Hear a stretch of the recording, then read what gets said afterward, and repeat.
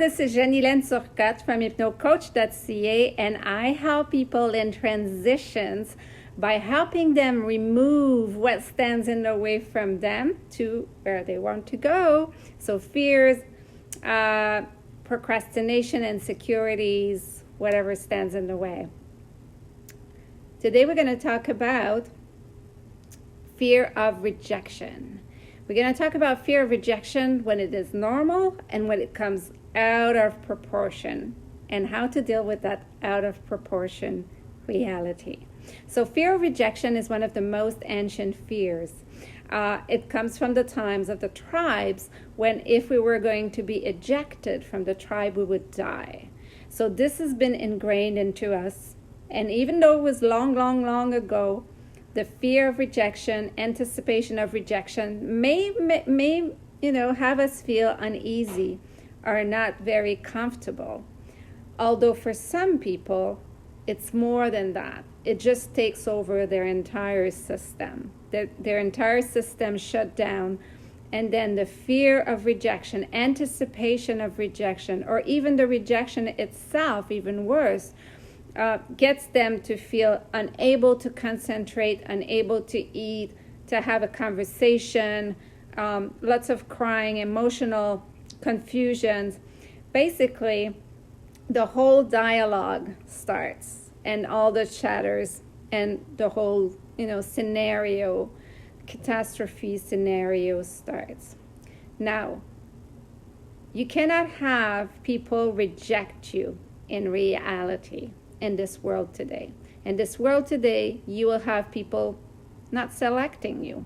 You will have an employer who decides to go for another candidate or go for no candidate. You'll date somebody who decides to go for another woman or another man. But in reality, they're not rejecting you. They're selecting another option. Think about yourself, how often you decided not to go for this employer or this career, and you decided not to go for this person. It's all up to you. It's not because they were bad. It's just because at that time, given the information you had, you decided that you would elect another choice, which they can absolutely do themselves. When you start seeing things from that angle, already rejection seems a lot easier.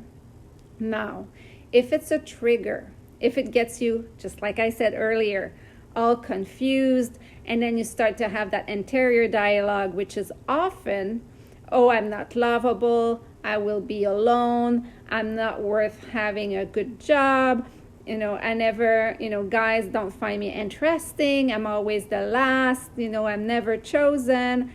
It just may call upon an old scenario. So when we work together, we will go and ask your brilliant mind, talk to us about rejection. How did rejection showed up in such and such a life, and why, how, etc. And then we will see it for what it is. I see a lot of bullying with fear of rejection. I see a lot of people who were just not chosen in sport, like they were not good in sport, so they were never chosen in a big team. Or the popular contest, right? The queen or princesses of this world, or whatever other contests that there were when we were a child, and not chosen, not being the first one chosen, or being never chosen, would bring some of those rejection fears. Because when you're a child, being rejected, it's very, very painful. It's painful to be alone. It's painful to feel different. Children, they don't want to feel different. They want to feel like other people. So the message you might have interiorized, you might have told yourself at that time is, how you interpret this is, I'm not lovable, which is not true, but that's how you feel. I'm not important, which isn't true, but this is how you feel. You might have, I'm never going to be chosen by anybody. That's a belief, right? I'm always going to be alone. I'm so different. People will never choose me. And that's a very painful, for some people, thoughts to have.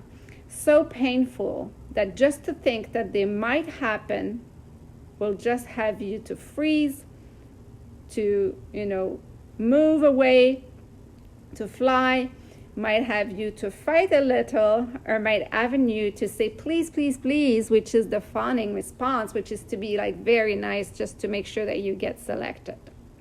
So whatever response you're having, you have to know that it's not about you.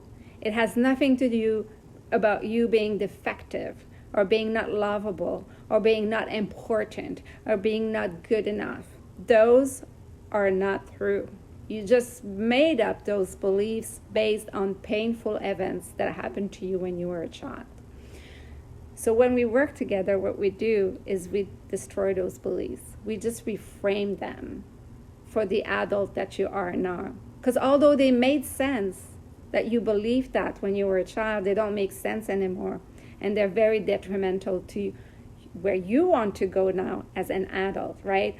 If you want to go now and, you studied to become a coach, or you studied to become a yoga instructor, and now you have to go and sell your services, and you're so fearful of rejection that you just don't go, knock on the doors, you just go and sell your services. You can't put a website out there, you can't do anything because you're just so fearful that you're going to be rejected, because it's a very painful feeling.